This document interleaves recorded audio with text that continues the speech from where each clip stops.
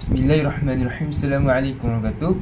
So we're going to talk about corporate tax, dividend, corporate tax and basis period.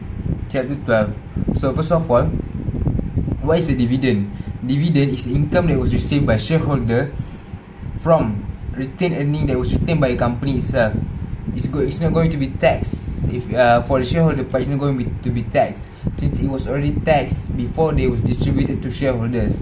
And right now we're going to talk about rebate, tax rebate. Tax rebate is a rebate given to company which is newly commenced operation. It's a rebate for both operating expenses and also capital expenses that was incurred. So when will it be available for use? So it will be effective from the year of assessment 2021 to onwards, and only for a period of 3 consecutive year of assessment.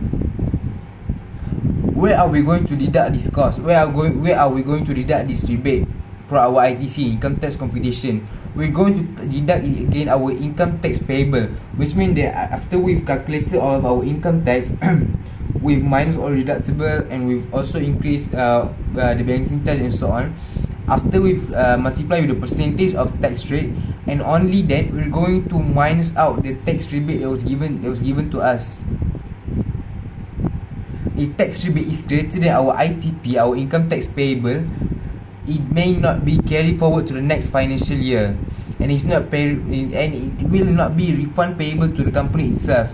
Let's say that for the ITP, the income tax payable is 1.5 million, and the rebate itself is 1.6 million. The differences from million, which is greater than the ITP, won't be refunded to the company, since the rebate was just to reduce your tax payable and to help you out. So what's the condition to apply to qualify with the tax rebate? So the condition to qualify for the tax rebate is, first of all, you need to be a SME company that commands your operation from the 1st of July 2020 to the 31st December of 2022. Capital expenditure that was incurred must be for new place and management. Cooperation are not carried out at its related, which means that you have no cooperasi at the related premise, and employee and business activity is not done with the related company activity. The threshold will be that either the actual amount the lower of operating expenses and capital expenditure, or RM 20,000 ringgit, which one is the lower of.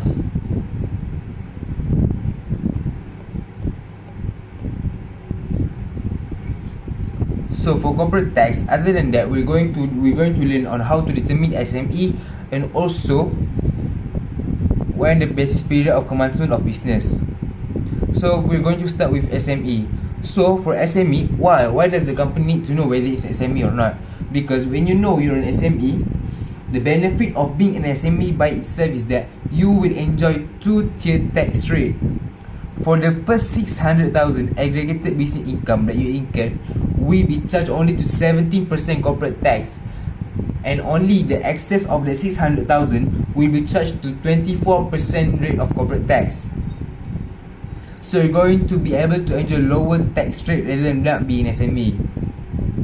And also, when you're an SME company, you may be eligible for small value asset, for capital allowance. You may be eligible for small value asset, for collective of asset that is. And also, when you're an SME company, you may request for delay in submitting your financial in tax estimate submission when you're a new company. So what's the criteria for a company to be an SME? First of all, it needs to be incorporated in Malaysia, and the capital the paid up ordinary share capital at the beginning of the basis period or year of assessment must not be more than 2.5 million. Let's say there's a changes in the paid out share capital throughout the year of assessment, it won't affect the status of SME of a company if the company at the start of the basis period itself have 2.5 or less than 2.5 million paid up share capital at the beginning of basis period. And also the aggregated business income, the revenue from all the related company and also the company itself must not be more than 50 million ringgit. Other than that, what's going to cause a company to be unqualified for an SME status? First of all, if a company is owned indirectly or directly by another company that is not an SME company, but the ownership must be 50%, must be more than 50%. Only then it will not. Only then will that company not be called as SME. Or perhaps the SME itself own a 50% or more share in another company which is not SME. So let's say that you're a SME company and then you own 50.1% of share in my company. My company is an SME company. So you're not going to be qualified as an SME company as your ownership in my company is more than 50%. And also, if you and your related company is directly or indirectly owned by another non-SME company, in which the ownership of the non-SME company is more than 50%. So let's talk about basis period. So what is basis period? There's a difference between basis period, year of assessment, and also commencement date. The commencement date, when we're talking about commencement date, it's not the same as incorporation date.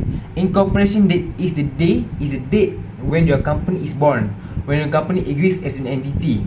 But the commencement date refers to the date which you, as a company, start your main activity. For example, a company was registered and received their certificate of registration, note of registration, on 1st of September 2020. But the company, which is a tailor company, only start their tailoring business at the 1st of October 2021. So the first period, in which the 1st September is a basis period, is a incorporation date, and the 1st of October 2021 is the commencement date, the date in which when your company start to do your revenue making process, to start your revenue making activity. So why does it important to determine? So first of all, to determine the first basis period, ascertain pre-commencement expense, because when you have pre-commencement expense, some of the pre-commencement expense may be eligible for tax deduction, but only if it's incurred before your commencement of business. And to determine the starting point of capital allowance claim.